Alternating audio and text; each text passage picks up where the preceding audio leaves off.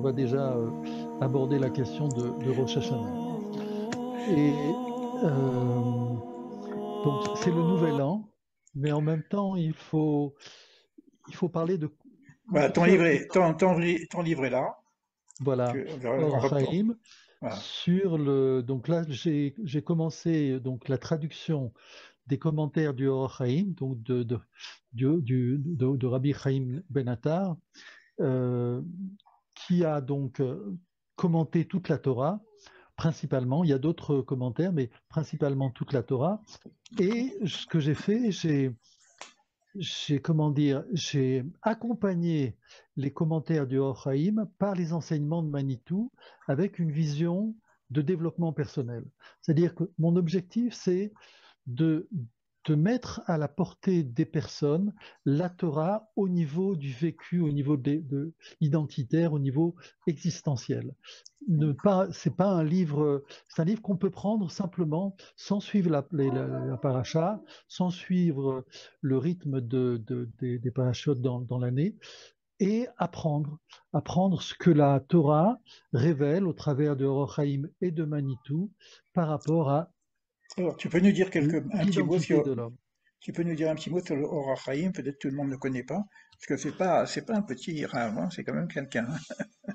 Alors, oui, justement, en fait, c'est comment dire, dans l'univers des rabbins, il semblerait tout petit, mais il vient du Maroc.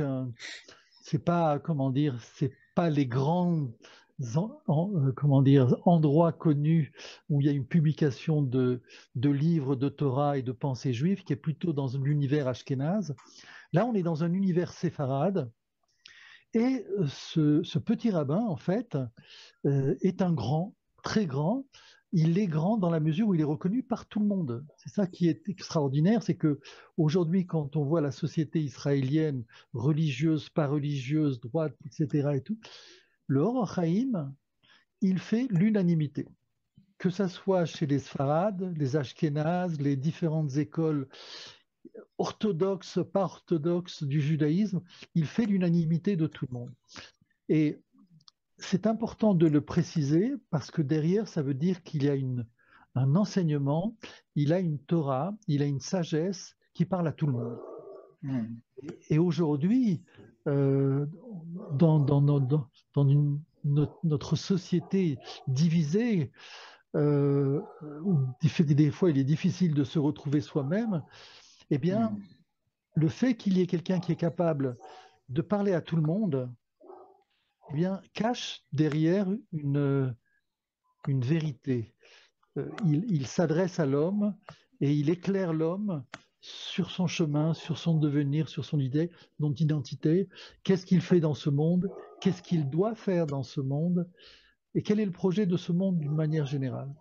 Hmm. Et mais ce qui se passe, c'est que le Or Haïm, donc, c'est quand même un commentateur du dedans de la Torah, c'est plusieurs siècles en arrière, et il n'est pas facile de le lire avec comment dire, une vision de la réalité. Celui qui le permet, c'est Manitou. Manitou, il permet de faire le lien entre la Torah, le Or Haïm et notre réalité. Et c'est ce que j'ai fait dans ce livre, c'est-à-dire que, en fait, j'ai réuni la dimension de la Torah, la dimension du Or Haïm, la dimension de Manitou et la dimension de coaching, c'est-à-dire quelque chose qui doit parler à chaque personne, juive, non juive, droite, gauche, peu importe. On va voir, on va prendre quelques exemples euh, qui vont donner un peu une idée de ce que le livre peut apporter. Alors j'en suis au début, là j'ai commencé le premier livre, et comme je t'ai dit, il devrait y en avoir 17. Donc Voilà, voilà, c'est un gros projet, hein. c'est un gros projet. Et Excuse-moi, je vais te couper quand même, que pour les personnes qui connaissent pas, qui vont tomber sur ta vidéo en replay, tu veux dire un petit mot aussi sur Manitou, qui est notre maître oui, d'ailleurs, hein. alors Manitou, il a aussi la particularité de venir du monde séfarade, d'Afrique du Nord, donc comme on l'a dit, il vient d'Oran. Et, la particularité dans Manitou, c'est celle d'avoir aussi eu accès aux autres sagesses. On sait qu'il était extrêmement doué et puissant en philosophie. Il donnait des cours aux philosophes eux-mêmes. Hmm. Il nous a expliqué la philosophie du dedans du judaïsme. Il avait une force extraordinaire pour nous permettre de relier toute la sagesse qu'on a acquis dans le monde occidental, dans le monde universitaire, de pouvoir l'éclairer à partir de la Torah et non Hmm. pas le contraire. C'est-à-dire, c'est pas le monde universitaire qui va éclairer la Torah, mais c'est le contraire. Et donc, c'est Manitou avec toutes ses connaissances en psychologie, en sociologie, la connaissance qu'il avait des langues. Il parlait anglais, il parlait arabe, il parlait araméen, il connaissait le latin, il connaissait le grec. Je crois qu'il parlait l'espagnol, comme beaucoup de juifs d'Afrique du Nord. Bref, une connaissance étendue dans la perfection. D'accord. C'est-à-dire qu'il était capable de parler à un chrétien du Nouveau Testament, du dedans du Nouveau Testament, et l'éclairer par rapport à la Torah. D'accord. C'est-à-dire expliquer à un chrétien ce qu'il lisait lui-même, qui avait derrière le Nouveau Testament, l'Ancien Testament. Même chose avec l'islam. Il D'accord. avait une connaissance tellement profonde qu'il était capable d'expliquer la sagesse des autres, on va dire comme ça, mais du dedans de la Torah. Donc c'est extrêmement puissant, extrêmement riche, porteur d'espoir, porteur d'amour et porteur d'énergie. C'est dans un monde où il y a tellement de mensonges, où les choses sont tellement cachées dans l'ombre, dans les ténèbres. C'est vraiment une sagesse qu'il ne faut pas manquer. Je crois D'accord. que j'entendais, je crois que c'est Karine qui parlait des enseignements de Manitou. Et voilà, donc là, c'est ce que Alors, je veux. donc déjà le fait de faire cette association du Raham et de Manitou, c'est extraordinaire. D'actualiser, comme tu viens de dire, au niveau de la personne, du développement personnel, du coaching, de notre réalité quotidienne, c'est extraordinaire. Et tu viens de rajouter quelque chose encore extraordinaire, c'est qu'aussi c'est un langage universel. Oui, tout à fait. Donc ça tombe complètement dans le cadre de ce que nous faisons, c'est-à-dire l'Arche d'Abraham, qui sera un projet d'une forme de yeshiva universelle pour tout à chacun, ouvert aux nations, lumière pour les nations, bénédiction pour les nations, et évidemment, en même temps, travail sur soi, parce que si je parle d'Abraham, c'est comment l'Ech Lecha, va vers toi, va pour toi. Donc aujourd'hui, si tu peux nous dire, par rapport à ce que tu as écrit, quelques mots sur deux dimensions, peut-être trois. On va dire, on va parler un petit peu de Rosh Hashanah, de cette dimension universelle, que ce soit par rapport à Rosh Hashanah ou par rapport au Rachaim ou Manitou, et puis de la situation que nous vivons aujourd'hui, sans rentrer dans les grandes polémiques, pour pas que je sois envahi par des, des histoires extérieures, mais quand même, on est dans une situation aujourd'hui assez difficile, et c'est intéressant de voir à travers la sagesse de la Torah comment on répond aussi à cette situation.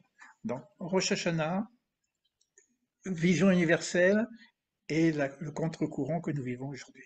Donc, Alors, j'enlève le partage de l'image, comme ça, on te voit bien en face. d'accord. Alors, j'ai pris un petit commentaire du Or HaChaim de ce que qui sera dans le prochain livre. C'est sur la paracha Ré. D'accord? Et alors, le texte commence et il dit comme ça: Ré anochi noten lifnechem ayom beracha uklala. Voici, vois, je mets devant toi aujourd'hui la bénédiction et la malédiction. C'est-à-dire qu'on est vraiment dans notre réalité.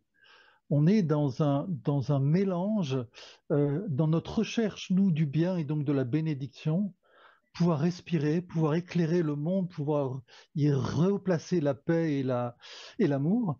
Et aujourd'hui, ce qu'on a devant nous, c'est très schématique, évidemment, c'est la malédiction. C'est la guerre, c'est la violence, c'est les morts. Et alors en Israël, c'est pire, hein, parce que vraiment, on le vit tous les jours, c'est dingue, quoi. Je veux dire.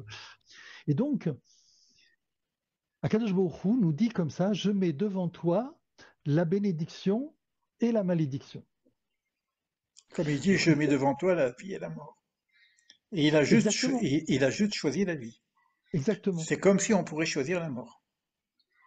Et, euh, et alors la première question qui dit le Roi Chaim, c'est il dit, mais pourquoi il y a marqué Ré, vois, je mets devant toi? Ici, on a utilisé une question de vision, alors que normalement, ici, ça comment dire, c'est une réalité. Ça serait plutôt, comment dire, on fait appel ici excuse-moi, au libre arbitre ici de la personne. C'est-à-dire que je suis en face de la bénédiction et de la malédiction. Donc, selon mon comportement, eh bien, je me comporte bien, j'aurai la bénédiction. Si je me comporte mal, c'est la malédiction. On est dans une sorte de religieux, de catéchisme très simple, très comme si il y aurait des personnes qui choisiraient la malédiction. Qui choisit la malédiction? Personne. Donc le texte ici ne devrait même pas apparaître. On ne choisit pas la malédiction, on choisit la bénédiction, évidemment. Et c'est là où va apparaître, va nous éclairer sur la réalité. Alors ici, d'abord, on va voir qu'il y a une question de libre arbitre. C'est-à-dire que on croit que c'est la réalité qui s'impose à nous, on croit que ce sont les événements qui s'imposent à nous, mais en fait, et on le sait en matière de coaching, en matière de développement personnel, c'est notre libre arbitre qui intervient au niveau personnel. Au niveau collectif, on peut dire que c'est différent, mais on va dire comme ça, à chaque moment de la vie, je fais des choix et dans mes choix, eh ben, je peux choisir le bien comme je peux choisir le mal. C'est la réalité. Donc ça veut dire que la réalité que j'ai devant moi, c'est moi qui l'ai construite. C'est très schématique. Bien sûr qu'il y a il y a plusieurs cercles autour de la personne. Il y a la famille, les enfants, la communauté, la collectivité, la ville, le département, etc. Mais au niveau personnel, chaque fois que je suis en face d'une décision, il y a un choix derrière, et ce choix, c'est le mien. Et moi, d'une manière générale, quand je dis moi, c'est tout homme, choisit le bien. Il n'existe pas de personne dans ce monde qui choisit le mal. C'est évident. C'est ce que nous dit la Torah.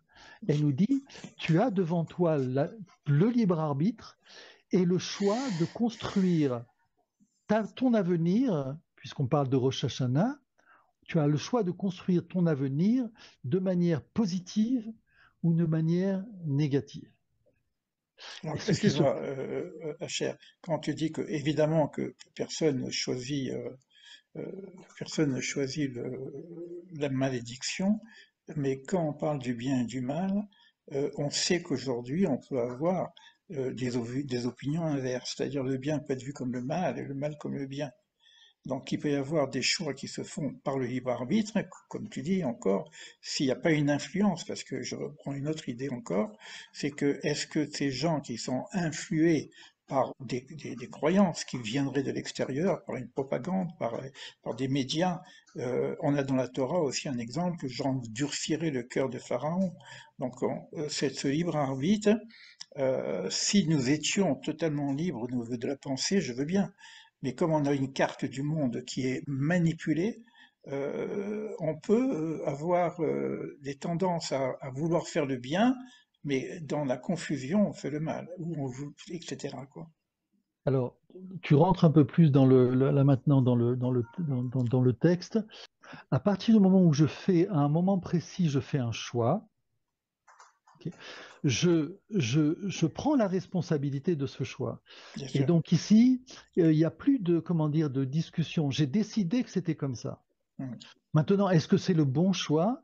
Il y a forcément un bon choix. Donc ici, au bout du compte, normalement, le choix, il doit être clair, il devrait être clair et définitif. Ce qui se passe, c'est ce que tu disais. Ce qui se passe, c'est que au moment où on décide, je décide avec tout ce que j'ai entre les mains. Quand on est dans une situation où on doit prendre une décision, au moment où on prend la décision, on la prend avec tout ce qu'on a entre nos mains.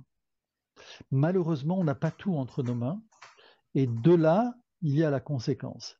C'est-à-dire qu'en fait, pour revenir à la Torah, ce que la Torah va nous dire, c'est que tu choisis en fait pas entre le bien et le mal.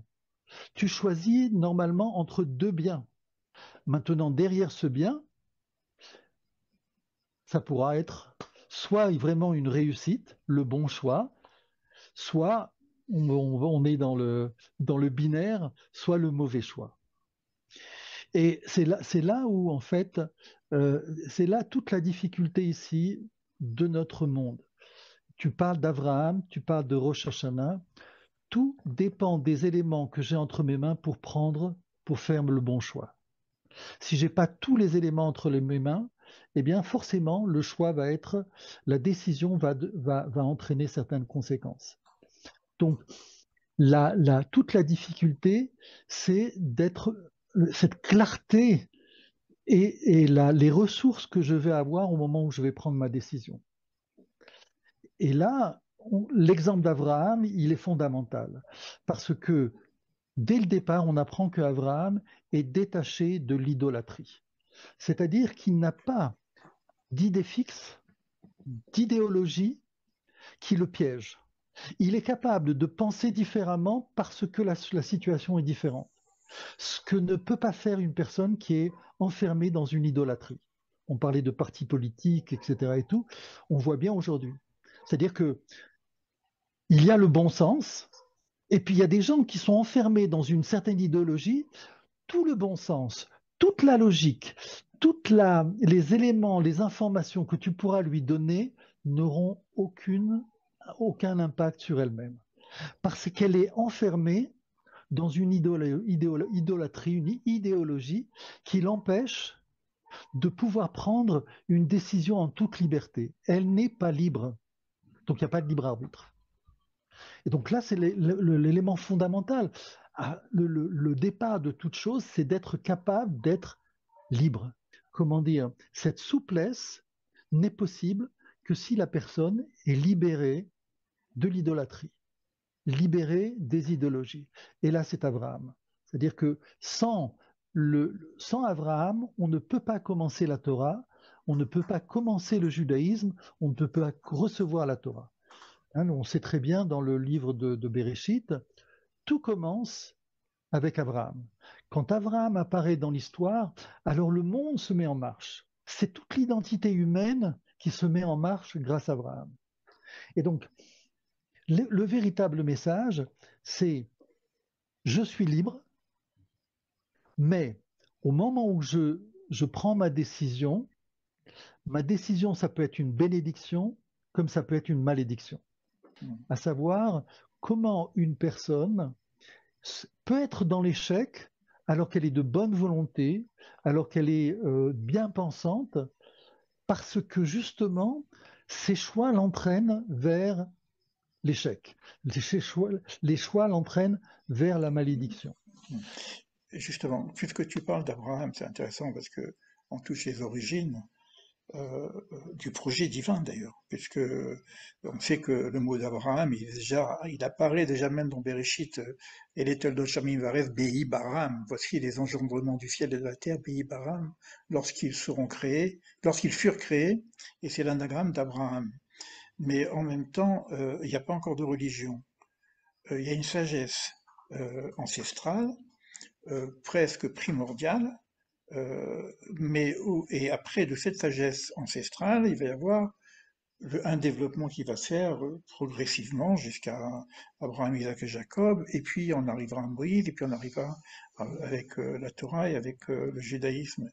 Mais l'enseignement d'Abraham pur, parce que quand on parle du judaïsme, c'est déjà bien après. Est-ce que aujourd'hui, qui peut parler de l'enseignement d'Abraham pur?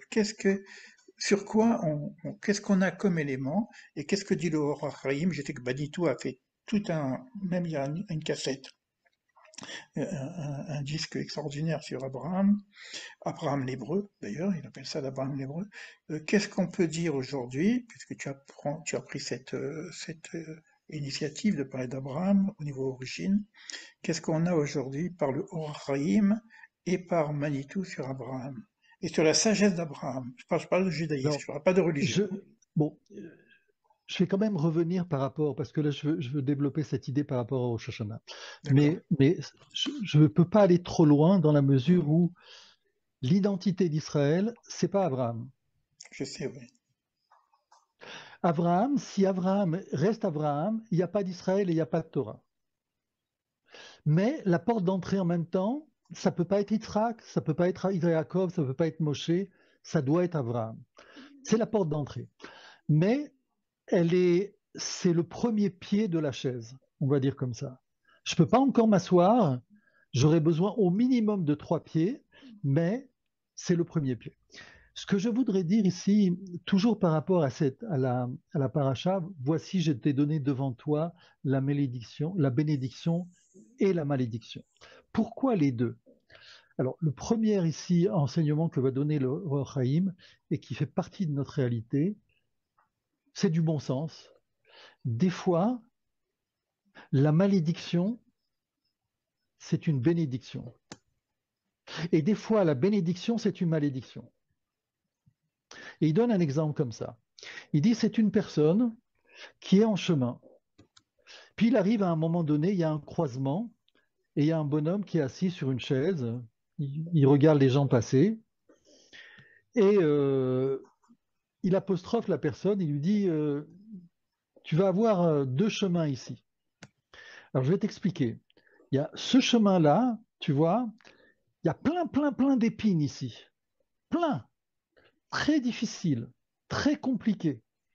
Mais après, tu vas voir, c'est une autoroute, de la verdure, c'est plat, c'est facile, c'est beau, c'est extraordinaire. Sur l'autre chemin, tu vois, regarde, plein de verdure, c'est une allée magnifique, c'est très agréable, ça va vraiment te plaire. Mais après, tu vas voir, le chemin, il est difficile et difficile. Et il dit, c'est comme ça. La vie, elle est de cette manière. C'est-à-dire, soit on choisit la facilité tout de suite, soit on choisit la difficulté de suite. Ça veut dire quoi?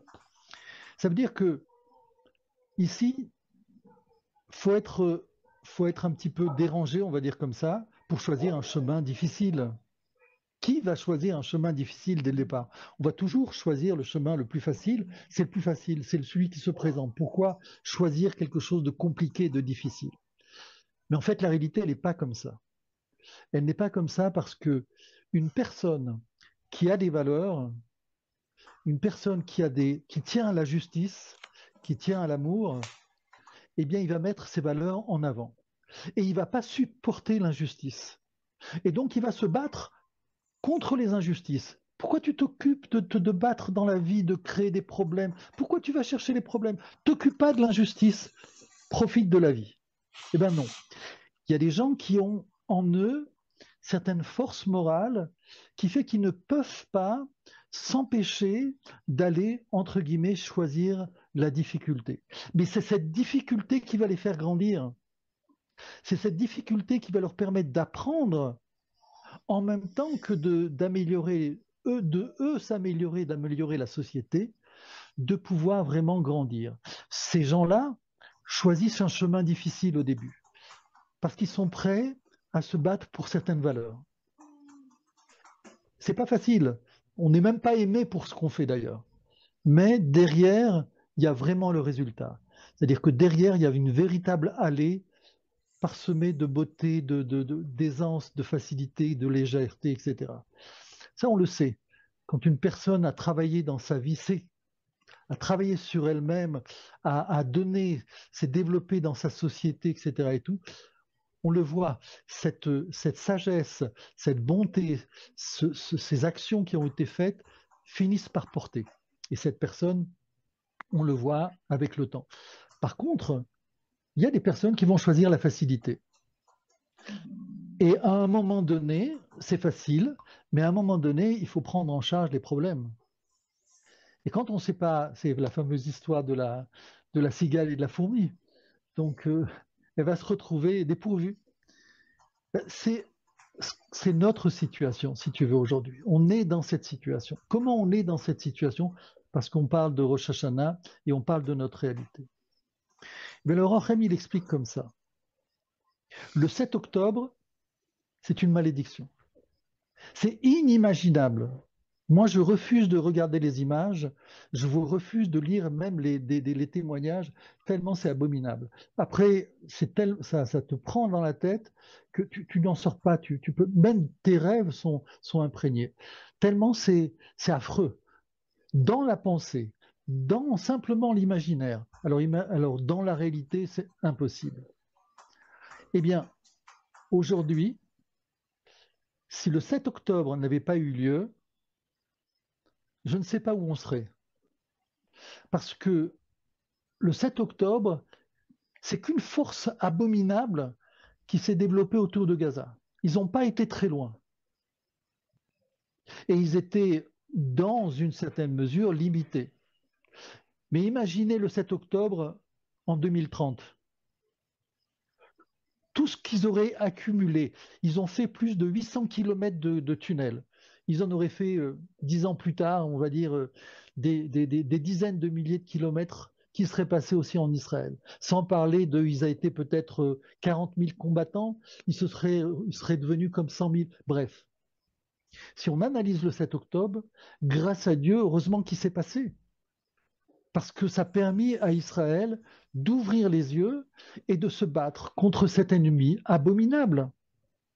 Alors évidemment, il y a eu des conséquences, mais grâce à Dieu, les choses étaient quand même limitées. On a eu juste le Hamas. Imaginez qu'on ait eu Hamas, Hezbollah, Iran, Houthis, le monde entier comme aujourd'hui en train de se lever contre Israël, traiter Israël de génocidaire. Donc, quelque part, c'est un malheur, mais en même temps, c'est comment dire, un, un déclencheur qui a permis à la société d'Israël de se réveiller. En ce sens-là, cette malédiction, c'est une bénédiction dans la mesure où on a su, comment dire, prendre du recul, analyser les choses et changer de mode de fonctionnement. Et en cela, le 7 octobre, pour Israël, c'est de l'histoire. Parce que on sait qu'on est en guerre, on sait ce qu'on doit faire, ça ne plaît pas aux nations, mais c'est le seul moyen de s'en sortir, c'est le seul moyen qu'a Israël pour pouvoir vivre, n'a pas le choix. C'est-à-dire il n'y a aucune ici, aucune pensée autre qui est possible. C'est vital, on n'a pas le choix. Eh bien, cette même chose est en train de se préparer dans le monde. C'est-à-dire qu'il faut comprendre que le 7 octobre, c'est du passé pour Israël, c'est du futur pour les nations. Et les gens le savent. Alors en ce sens-là, on comprend qu'aujourd'hui, une malédiction peut être une bénédiction.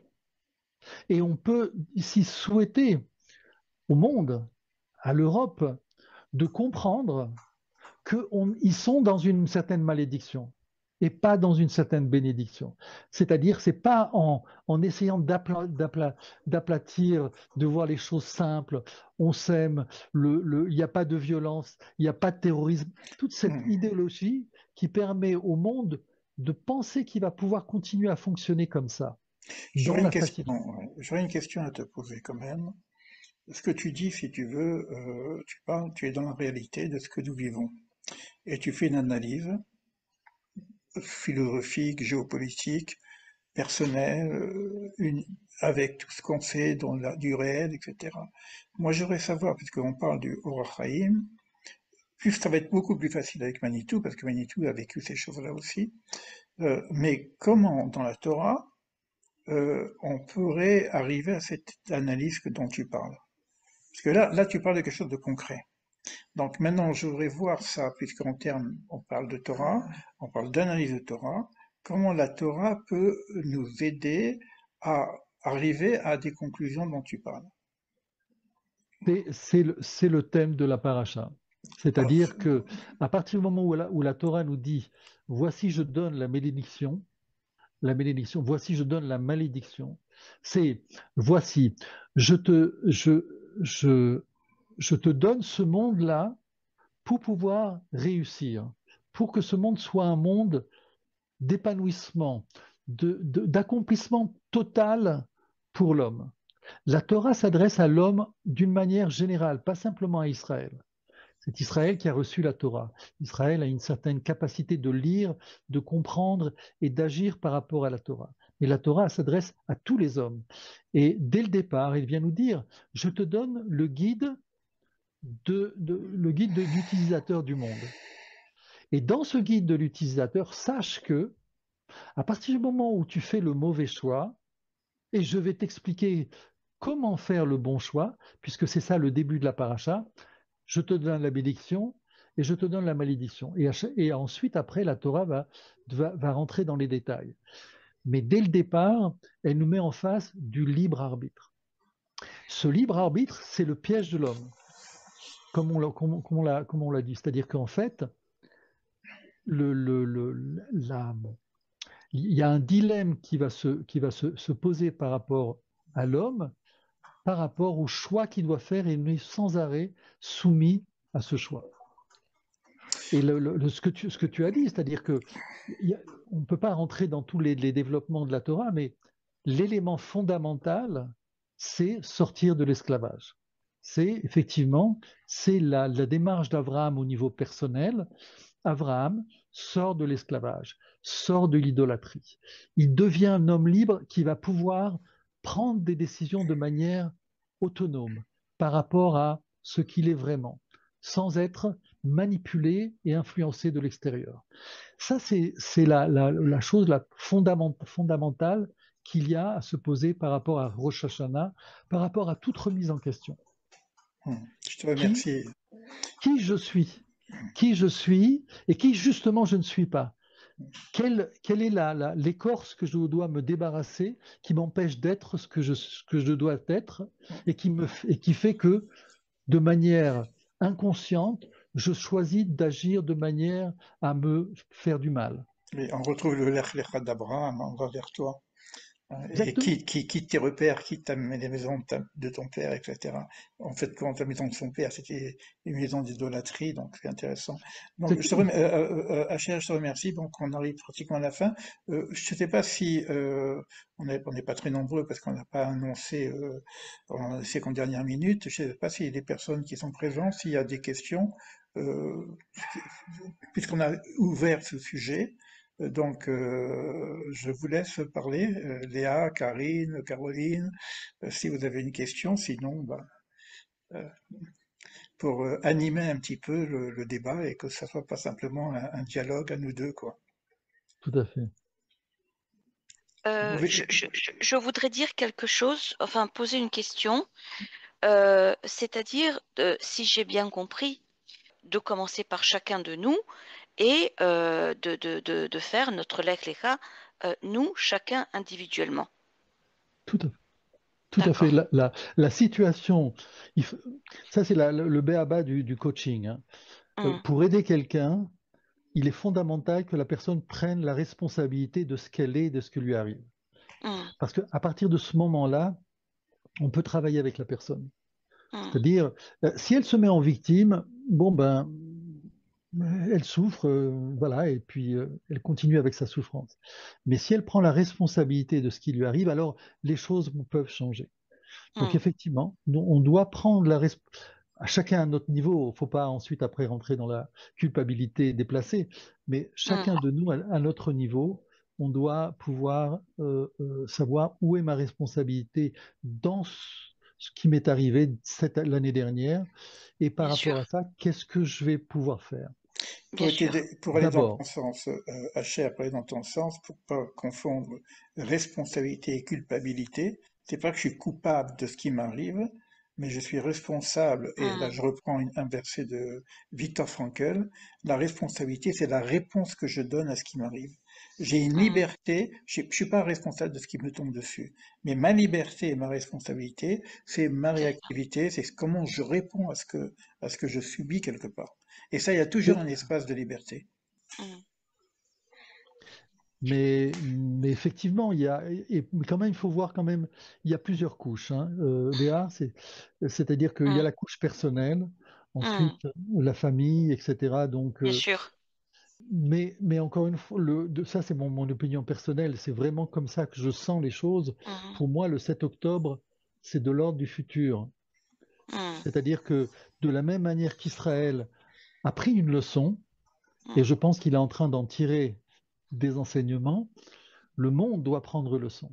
Et toute la Mhm. difficulté que vous disiez tout à l'heure, c'est que le monde, pour l'instant, dans celui qui Mhm. s'exprime, parce que je pense qu'il y a aussi toute la majorité qui est endormie ou qui ne parle pas, le Mhm. monde refuse de prendre sa responsabilité. Mhm. C'est une, comment dire, fuite en avant. On choisit le chemin facile, C'est ça. mais, euh, mais les gens le savent. Je suis en contact avec des personnes en France et les gens savent. Je crois qu'il y a, je pense que la majorité est quand même plus, plus éclairée qu'on veut bien. Mhm. Endormie peut-être, peureuse peut-être, indécise peut-être, mais, euh, mais je pense que les gens sentent, sont conscients quand même. Mhm. Je te remercie, Léa. Merci. Merci. Une autre intervention et puis encore une question si vous voulez. Bonsoir les amis, bonsoir vous m'entendez? Oui, Oui, oui, oui, Caroline, oui. Caroline. Oui. Voilà, moi j'avais une petite question rapide, hein, c'est une petite analyse. Donc par rapport aux événements du monde, les événements du monde dépendent en partie du mérite spirituel d'Israël. C'est comme un réveil pour nous finalement. Parce que quand on dit que Israël c'est Or Hagoïm, et quelque part ça nous donne un coup de pied pour travailler un peu plus. C'est celui qui a créé le monde, c'est Hachem. Mm. Celui qui a donné la Torah, c'est Hachem. Dans la Torah, c'est le guide de l'utilisateur de la Kadosh Baruch Hu. Il l'a donné à celui qui a voulu l'apprendre, c'est le peuple juif. Donc aujourd'hui, nous avons la responsabilité, effectivement, de cette connaissance, de savoir comment le monde peut réussir. C'est du dedans de la Torah. Ça ne veut pas dire que les gens, c'est pas possible chez les nations, mais on a cette expérience, on a ce vécu, malheureusement. C'est-à-dire, je discutais avec un ami, David, il s'appelait, il est décédé, et qui me parlait justement de l'élite d'Israël, du peuple choisi, du peuple élu, etc. Et tout. Je disais, mais c'est quoi ce peuple élu dont tu me parles? Regarde l'histoire. C'est ça une élection? C'est ça, le peuple élu, on est tellement élu que ça, qu'avec toutes les souffrances qu'on a vécues pendant 2000 ans et encore, alors non, on sait très bien, on est au centre à chaque fois, au centre de l'histoire. Le peuple juif, c'est celui dont on parlait tout à l'heure, c'est celui qui choisit le chemin difficile parce qu'il a des valeurs et donc il ne supporte pas l'injustice, il ne supporte pas l'ignorance, il ne supporte pas parce que aussi il a reçu la Torah et il a cette expérience.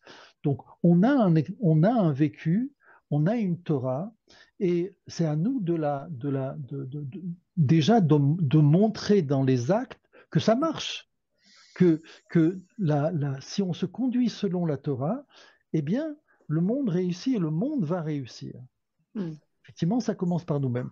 Alors, entre parenthèses, c'est très binaire aussi. Ça ne veut pas dire qu'il n'existe pas dans le monde ce qu'on appelle des chassidés ou mot haolam. Il y a dans le monde aussi des gens qui ont une certaine grandeur, qui sont capables d'éclairer. Mais ce sont des individus. Mhm. Ici, on parle au niveau d'un peuple.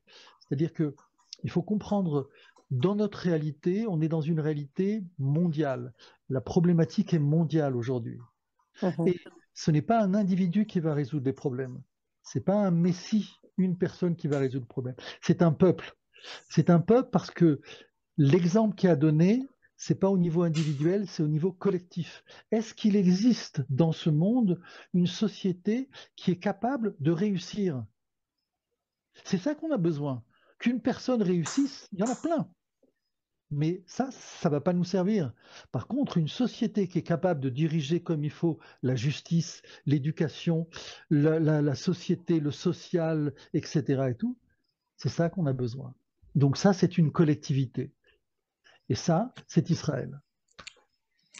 Merci. Toda Rabba.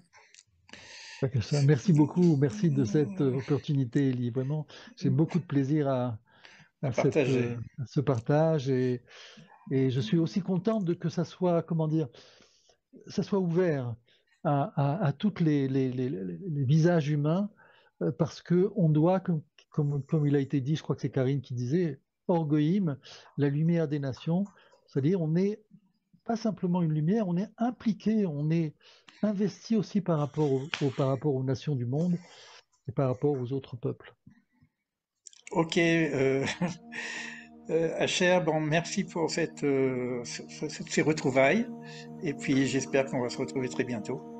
D'accord? Pour une suite, hein, peut-être une suite autour des fêtes, et puis une suite à la rentrée, après les fêtes, quelque chose de régulier qu'on pourra faire ensemble, dans le même cadre, avec Ora Chaim, Manitou, le coaching et tout ce que tu veux, pour aller un petit peu vers cette réflexion générale. Kol Tov et bonne fête en tout cas, si on ne se voit pas d'ici les Shana fêtes. Tova, bonne Shana année, Tova et Shana Tova. bonne que des année bonnes pour tout le choses. monde, que des bonnes choses. Shana Tova et Toda Plein de belles choses. Raba. Que du Allez, bon.